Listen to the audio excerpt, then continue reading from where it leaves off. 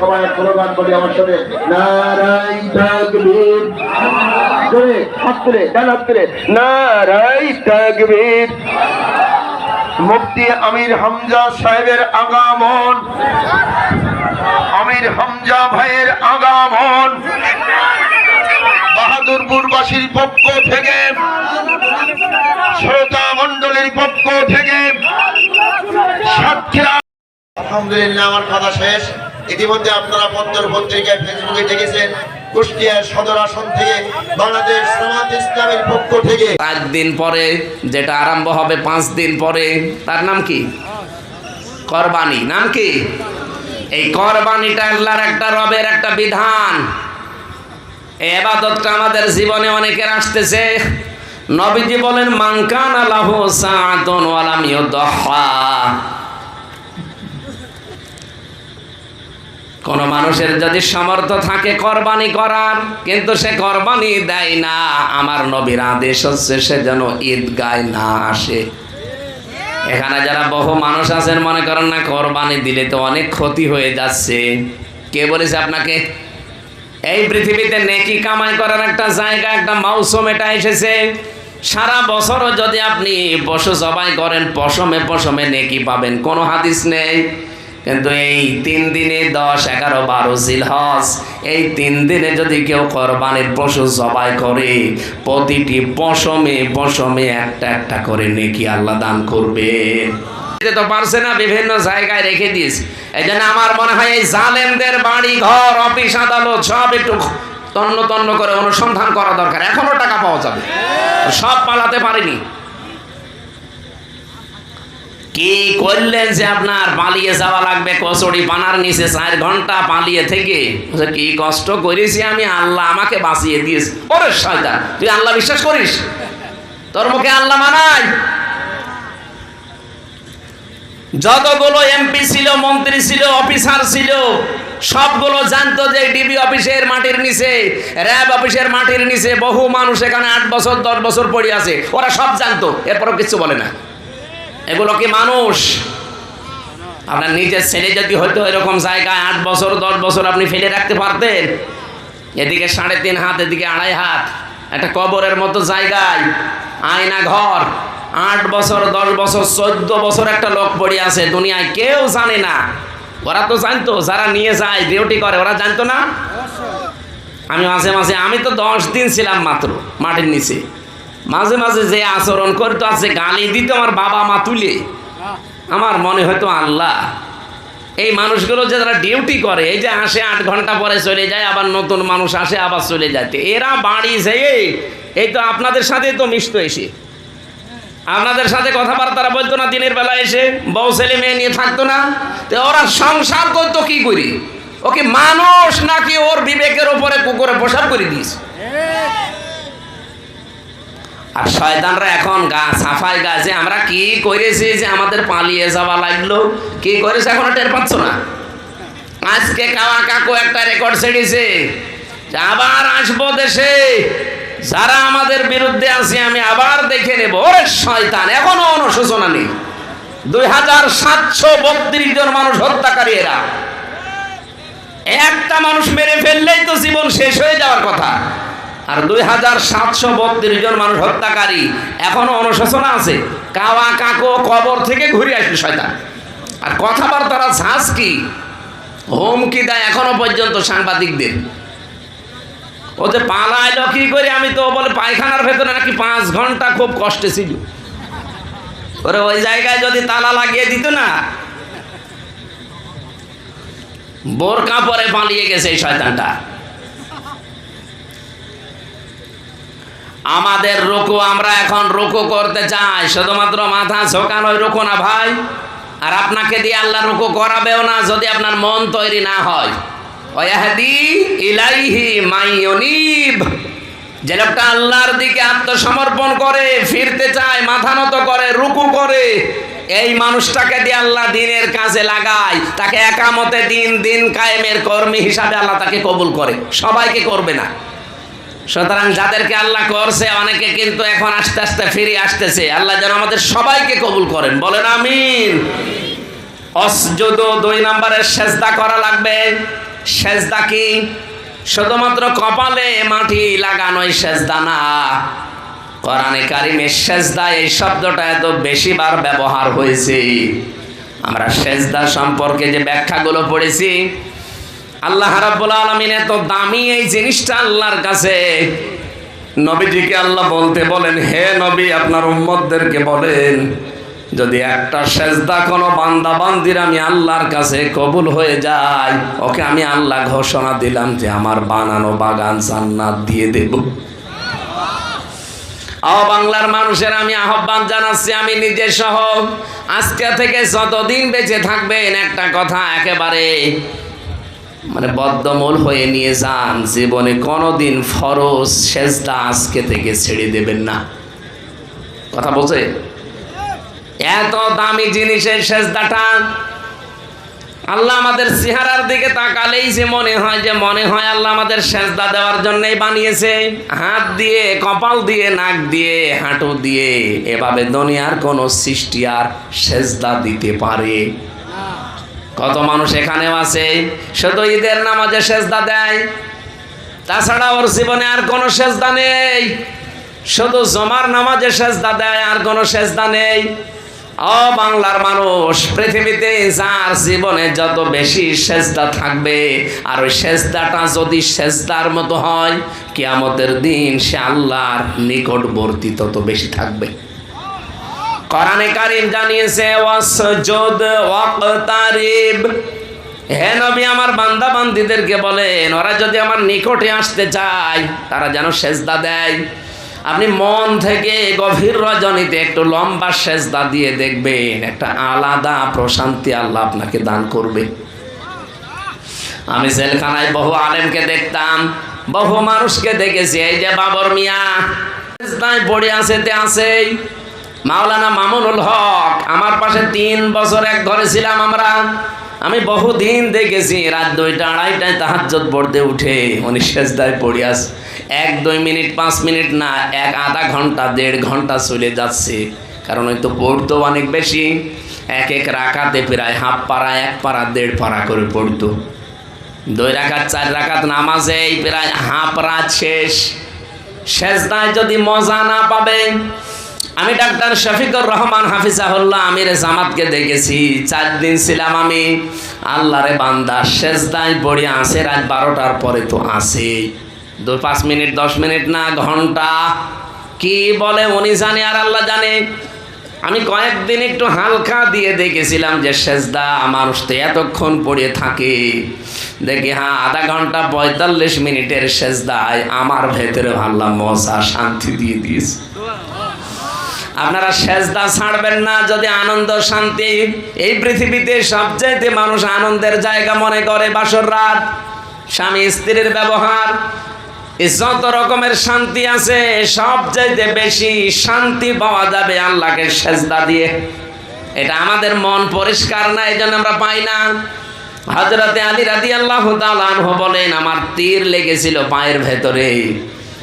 আমি যখন এমনিতেই চলাফেরা করে মানুষ খোলার চেষ্টা করে পারে নাই, নামাজে দাঁড়িয়েছি, সেজদায় গেছি, কখন যে তীর খুলে নিয়েছি আমি টেরও পাইনি।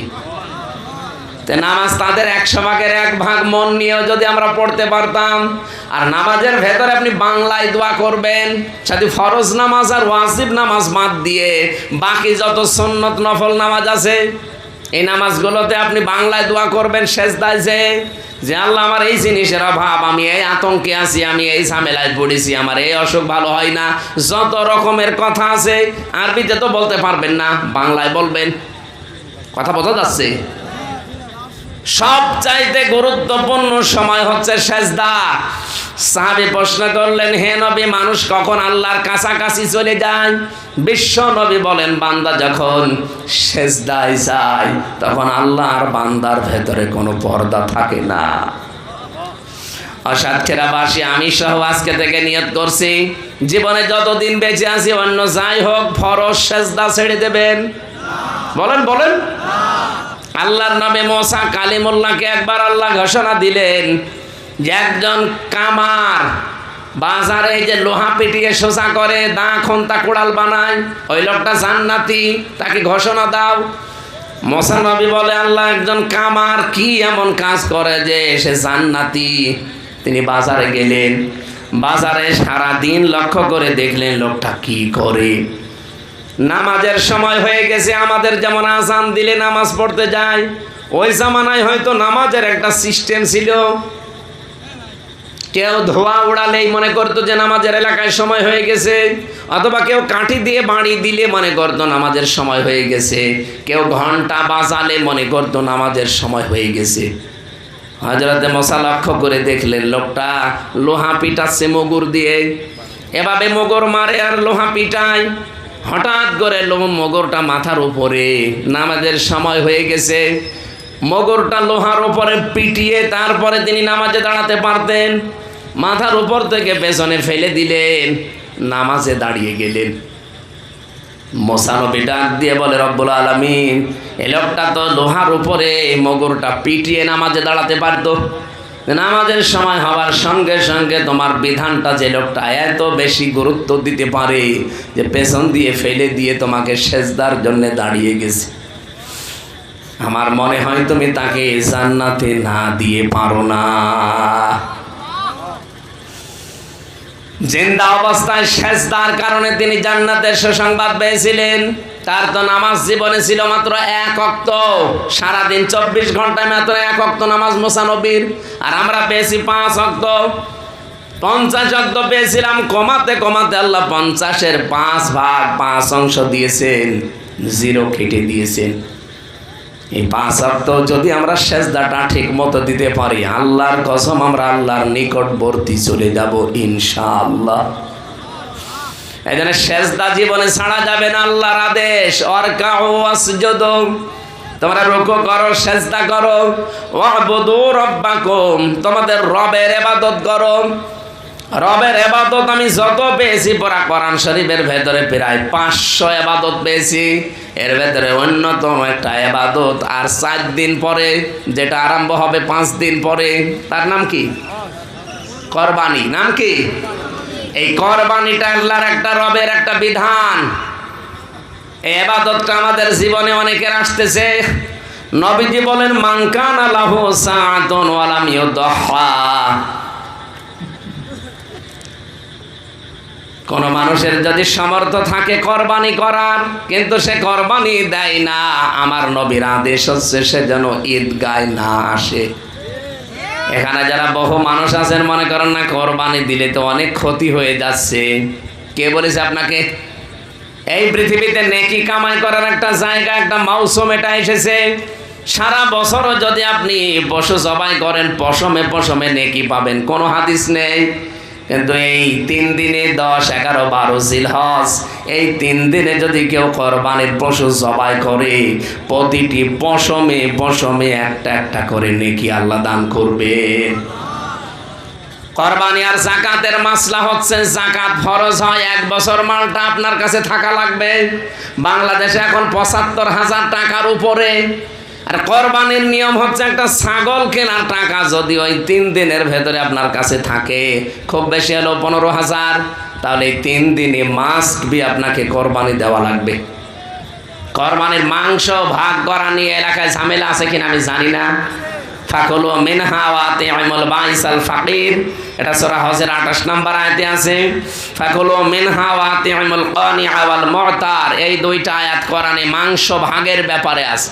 আল্লাহ বলেন তোমরা কোরবানির মাংস নিজে খাও, আর যারা অভাবী কিন্তু চাইতে পারে না এরকম আত্মীয় স্বজনকে দাও। আর 3 নম্বরে যারা একেবারে অসহায় গরিব মানুষ ফকির তাদেরকে দাও। এখান থেকে মাসলা বের হয়, এই যে যারা এলাকায় হয়তো 50 জন কোরবানি দিয়েছে, সবার গোশত এক জায়গায় করে বিকালবেলা 500 মানুষের ভেতরে ভাগ করে দেয়, এই এলাকায় আছে? না না, এটা ইসলাম না। আমি ইসলামের নিয়মটা বলছি। আপনার নিজের গোশত এটা যদি করতে পারেন 3 ভাগের 1 ভাগ আপনি দিয়ে আসেন। ওরা যদি ওই রকম অসহায় যারা মিসকিন এতিম ফকির তাদেরকে ভাগ ভাগ করে দিতে পারে, জায়েজ আছে। কিন্তু আপনি সমাজ রক্ষার জন্যে, নিজের গোষ্ঠী রক্ষার জন্যে, নিজের ক্ষমতা ধরে রাখার জন্যে এমন এমন মানুষের তালিকা নাম দিয়েছেন যার গোশতের অভাব নেই। আমাকে বেশি বলে ফেললাম? এরকম নিয়ম নেই। আপনার নিয়ম হচ্ছে আপনি কোরবানি করে নিজে এক ভাগ রাখেন, আর এক ভাগ আপনি এমন আত্মীয় স্বজন অসহায় চাইতে পারে না, কিন্তু লজ্জায় চাইতে পারে না, অভাব আছে, এরকম মানুষকে আপনি দরকার একটু বেশি করে দেন, কোনো অসুবিধা নেই। আর ফকির ফাঁকারা যারা আছে, এতিম মিসকিন অসহায় যারা ভিক্ষুক, এদেরকে দেবেন। ওইটা অনেকেই করে তার নিজের সমাজ রক্ষার জন্যে, নিজের গোষ্ঠী রক্ষার জন্য, আর নিজের মাতব্বরি ঠিক রাখার জন্য। এই এলাকায় কাদের এলাকায় আছেন হাত তোলেন তো। না, এই নিয়ম মানার দরকার নেই, যেহেতু ইসলাম না, ও নিয়ম মানবেন না। হ্যাঁ, যদি দেখেন যে ঠিক মতো করছে, আসলে ফকিরকেই দেয়, এমন ফকিরকে দিয়েছে যে প্রতিদিন গোশত খায়। এই এলাকায় ভালো নিয়মই আছে। কোনটা? এখানে যারা দরিদ্র কোরবানি করতে পারে না, তাদের মধ্যে বিতরণটা হয়। হ্যাঁ, এইটা হলে তো ভালো। এইটা যদি করে থাকেন তাহলে অসুবিধা নেই। উনি যেটা বলছে যে না, গরিব মানুষ দেখে দেখে নাম লিস্ট করে তাদেরকে দেওয়া হয়, তো মানুষ আপনারা মিথ্যা কথা বলেন কেন?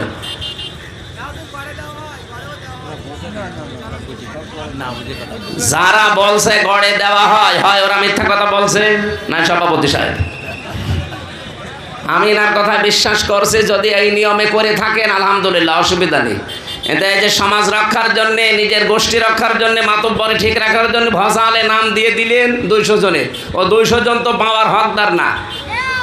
আশা করছি আপনি মাসলা বুঝেছেন। কোরবানি যেহেতু 1 বছর পর পর, এটা আমাদের কাছে আসে একটা মহান শিক্ষা নিয়ে, যেটা আমাদের জাতির পিতা ইব্রাহিম নবী আমাদেরকে দিয়েছিলেন। কি সেটা? আল্লাহর বিধান যখন যে অবস্থায় আসবে, কেন কেন এই প্রশ্ন নেই। আল্লাহ পাক বলেন ফালাম্মা আসলামা ওয়া তাল্লাহু লিল জাবিন। এই যে আসলামা দিয়ে বচন দিলেন, যখন এরা 2 জনে রাজি হয়ে গেছে, এগ্রি হয়ে গেছে, প্রস্তুতি নিয়েছে, তাকে জবাই করবে, কাজ করে ফেলেছে, আল্লাহ তখন তাকে ডাক দিয়েছিলেন। কোরবানির নিয়মটা ইব্রাহিম নবীকে আল্লাহ যদি বলতেন যে ছেলে জবাই করে ফেলা হয়েছে, তো আল্লাহ তাকে স্বপ্ন দেখালেন কেন? তাফসিরে ফি জিলালিল কোরআনে মুফাসসির লিখেছেন, আল্লাহ তাকে স্বপ্ন দেখিয়েছিলেন এই কারণে, সন্তান জবাই করা লাগবে, এটা আল্লাহর উদ্দেশ্য না। আল্লাহর উদ্দেশ্য ছিল এরা আমাকে মানে কিনা। যেহেতু আল্লাহ দেখে ফেলেছেন যে হ্যাঁ 2 জনে আসলামা, 2 জনে আসলিম করেছে, 2 জনে রাজি হয়ে গেছে, আমার আল্লাহ তখন ডাক দিলেন ওয়ানাদাইনাহু আইয়া ইব্রাহিম قد صدقت الرؤيا إنا كذلك نجزي المحسنين। হ্যাঁ ইব্রাহিম, তুমি যা করলে অবশ্যই তোমার স্বপ্নকে সত্যের রূপ দিয়েছো, আমি পেয়ে গেছি। আজ বাংলাদেশে 1628 জন মানুষ দায়িত্বে এখনো আছে। আপনারা চাইছিলেন আগে, সব ভুলে যান। এখন এই কোরবানি 5 দিন পরে শিক্ষা নেওয়া লাগবে। এই দেশের 1628 জন মানুষ যেন ইব্রাহিমের ভূমিকায় অবতীর্ণ হয়। এক কথা বলেন না কেন? আর 18 কোটি জনগণ আমরা ইসমাইলের ভূমিকায় আসতে চাই। সামনে যখন যেটা আল্লাহর বিধান চলে আসবে, দায়িত্বশীলরা ইব্রাহিমের ভূমিকা পালন করবে। আমরা যারা জনগণ আছি, আমরা এবার ইসমাইলের ভূমিকায় যেতে চাই। আল্লাহর কসম, এই 5 দিন পরে, এই জুন মাসের 7 তারিখেই দেখবেন বাংলাদেশে এই কোরবানির শিক্ষার কারণে ইসলাম কায়েম হয়ে গেছে। আর এইটাই কোরবানির শিক্ষা। আমরা চাচ্ছি যারা দায়িত্বে আছেন, আপনারা একটু পড়েন সূরা সাফফাতের এই 102, 3, 4 নাম্বার আয়াতগুলো দেখেন আল্লাহ কি দিতে চায়। শুধু বছরে বছরে আসবে 2 লাখ 5 লাখ টাকার গরু জবাই করে দেবেন, আল্লাহর এটা উদ্দেশ্য না। লা ইয়ানালাল্লাহু লুহুমুহা ওয়ালা দিমাউহা ওয়ালাকিন ইয়ানালুহুত তাকওয়া মিনকুম। আল্লাহ পাক বলেন তোমাদের রক্ত গোশত চর্বি চামড়া আমার কাছে পৌঁছায় না, পৌঁছায় ভেতরের তাকওয়াটা। আর তাকওয়া মানে যোগ্যতা অর্জন করা, তাকওয়া মানে আল্লাহর নিষিদ্ধ কাজ ঘৃণা ভরে ছেড়ে দেওয়া, তাকওয়া মানে বেঁচে থাকা, তাকওয়া মানে আল্লাহর বিধান কায়েম করার পরিবেশ তৈরি করা। 33টা অর্থ পেয়েছি এই তাকওয়ার। এই জন্য এখন আমাদেরকে যোগ্যতা অর্জন করে যোগ্য হওয়া লাগবে সামনে। আর আমি এটা দেখতে পেয়েছি বাংলাদেশে যতগুলো দল কাজ করছে ইসলামের জন্য, হয়তো প্রায় সবাই করে, কিন্তু যোগ্যতার মাপকাঠিতে অর্থনৈতিকভাবে আল্লাহর অলি বলা যা এই দেশে জামাত ইসলামী বাংলাদেশকে। আপনার কাছে খারাপ লাগলো, আমি নিজে পরীক্ষিত, এই জন্য বলছি। 5টা টাকা এদিক ওদিকে করে না। চট্টগ্রামের এই যে খাল খননের জন্য যারা দায়িত্ব আছে ওই এলাকায়, তারা সরকারের কাছে 4,000 কোটি টাকা চেয়েছিল। বলেছিল 4,000 কোটি টাকা দেন, আমরা এই কাজ করে দেব। 400 কোটি 400 কোটি টাকা চেয়েছিল, যে টাকা দেন, 400 কোটি দিলে এই খাল আমরা আবার পরিষ্কার করে দেব। জলাবদ্ধতা হয়ে থাকতো চট্টগ্রামে। বাংলাদেশ জামাত ইসলামের ওই এলাকার সিংহপুরুষ আলহাজ শাহজাহান চৌধুরী, সাবেক এমপি, আল্লাহরে বান্দা বলেছে 400 কোটি টাকা দেওয়া লাগবে না, 1 টাকাও লাগবে না, 1 কোটি টাকা আমার জামাত ইসলাম থেকে নিজেরা দিয়ে আমরা এই খাল পরিষ্কার করে দেব। ঠিক করে দিয়েছি। করে এই যে কালকে থেকে প্রশংসায়, তামাম দুনিয়া প্রশংসায় ভাসতেছে, যারা 400 কোটি টাকা তো নেয়নি, 1 টাকা না নিয়ে নিজেদের টাকায় 10 টাকা 50 টাকা তুলে তুলে পুরা চট্টগ্রাম থেকে খালি জামাত ইসলামের লোকজন মিলে এই খালটা নিজেরা পরিষ্কার করে দিয়েছে। এদের হাতে দেশ গেলে কেমন নিরাপদ থাকবে এ দেশের মানুষ এখন বুঝে ফেলেছে। মাওলানা মতিয়ার রহমান নিজামী মন্ত্রী ছিল 2টা মন্ত্রণালয়ে, মন্ত্রীর দায়িত্ব পালন করে 36 টাকা ফেরত দিয়েছে। এ পৃথিবীর ইতিহাসে এই প্রথম। আপনাদের এই আসনের যিনি এমপি ছিল আশাশনীর, মাওলানা রিয়াসাত আলী না, একজন এমপি ছিল মনে হয়, আমি মুরব্বীর নাম শুনেছিলাম, আমরা তো ওই সময় জন্মাইনি। আল্লাহরে বান্দার বাড়ি ঘর নেই, মাটির বাড়ি। ওনার এক নাতি দুঃসম্পর্কের আমার সাথে বিশ্ববিদ্যালয়ে ছিল, আমি শুনেছিলাম। তো এইরকম এমপি আসুক, এইরকম উপজেলা চেয়ারম্যান, মেয়র, এইরকম চেয়ারম্যান ইউনিয়নের মেম্বার আমরা চাই না। এগুলো যদি না আসে, এতে সামনে কোরআন শরীফ সংসদে নিয়ে যাবে কি করে? আল্লাহ যে আয়াতের ভেতরে ওয়াফালুল খয়রা দিলেন, আল্লাহর ইবাদত করার পরে ভালো কাজ করো। ভালো কাজ কি? শুধু নামাজ পড়া রোজা করা ভালো কাজ না। এই পৃথিবীতে যত ভালো কাজ আছে, সবচাইতে ভালো কাজ আল্লাহর জমিনে আল্লাহর দিন কায়েম করা। লাআল্লাকুম তুফলিহুন, আশা করা যায় তোমরা সফল হবে। সফলতার মাপকাঠি ইন্ডিয়ার হাতে না, সফলতার মাপকাঠি চায়নার হাতে না, সফলতার মাপকাঠি কার হাতে?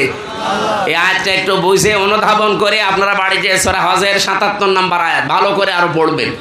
আল্লাহ আমাদেরকে মেনে চলার তৌফিক দিন, বলেন আমিন। আরো জোরে বলেন আমিন। এই মাহফিলটা বাস্তবায়নে যেহেতু এখন মাহফিলের সময় না, আপনারা জোর করে এগুলো করেছেন যুবকদেরকে সাথে নিয়ে, যে যা এনেছেন আপনার 2টা টাকা হলেও যেন কোরআনের অনুষ্ঠানে থাকে। যারা যাচ্ছে তাদের কাছে আপনারা দিয়ে দেবেন। অনেকে চলে গেছেন, কয় আপনাদের লোক কই? তাড়াতাড়ি করেন, কেউ যেন খালি হাতে আপনারা ফেরত দিয়ে যেন না। যে যা পান, আমার এই শিক্ষিত মানুষ এখানে থাকলে এই বইটা নিয়ে যাবেন। জেলখানায় আমি লিখেছিলাম রেফারেন্স ছাড়া, বাইরে এসে রেফারেন্স দিয়েছি। সৃষ্টি জগৎ নিয়ে লেখা অনেক গুরুত্বপূর্ণ তথ্য আছে। যারা শিক্ষিত মানুষ এসেছেন এই গাড়ি থেকে নিয়েছেন, কাজে লাগবে ইনশাল্লাহ। আর মেয়েদের ওই বইটা নেই না, মেয়েদেরটা নেই, এটা শিক্ষিত মানুষের কাজে লাগবে। ভাই নিয়েছেন, পড়বেন, আপনার অজানা জিনিস জানা হবে ইনশাল্লাহ। যারা ভেতরে যাচ্ছে ওদেরকে মন খুলে আপনারা কিছু দিয়ে দেবেন। সুবহানাল্লাহ, আলহামদুলিল্লাহ, লা ইলাহা ইল্লাল্লাহ, সুবহানাল্লাহ, আলহামদুলিল্লাহ, লা ইলাহা। আজকের মাহফিলের যিনি সম্মানিত সভাপতি, একজন অধ্যাপক আমাদের এখানে বসে আছে, অধ্যাপক জুবায়ের হোসাইন। আল্লাহ রাব্বুল আলামিন তারে গোলামকে কোরআনের মাহফিলের সভাপতি বানিয়েছেন। জান্নাতের যেন মেহমান বানান, বলেন আমিন। সভাপতি কই? অনেক একটু সালাম দেওয়ার পরে আমরা মোনাজাত করে দিয়েছি, একটু মোনাজাতটা করে যান এই জায়গায়। আল্লাহুম্মা আমিন। লা ইলাহা ইল্লা আনতা সুবহানাকা ইন্নী কুনতু মিনাজ জালিমিন। রাত 12টা বাজে, আল্লাহ তাহাজ্জুদের সময় আরম্ভ হয়ে গেছে। চাতক পাখির মতো কোরআনের কিছু কথা আমরা বলেছি, শুনেছি, এর উপরে আমাদের জীবন সেট করে দাও। পবিত্র এই জিলহজ মাসে তোমার লক্ষ লক্ষ বান্দারা এখন লাব্বাইক আল্লাহুম্মা লাব্বাইক ধ্বনি দিচ্ছে। আমরা অনেকে গরিব মানুষ যেতে পারি না, এখান থেকে আমরা সালাম পাঠিয়ে দিলাম, আল্লাহ বিশ্ব নবীর রওজায় পৌঁছিয়ে দাও। দুনিয়ার মাটির নিচে যারা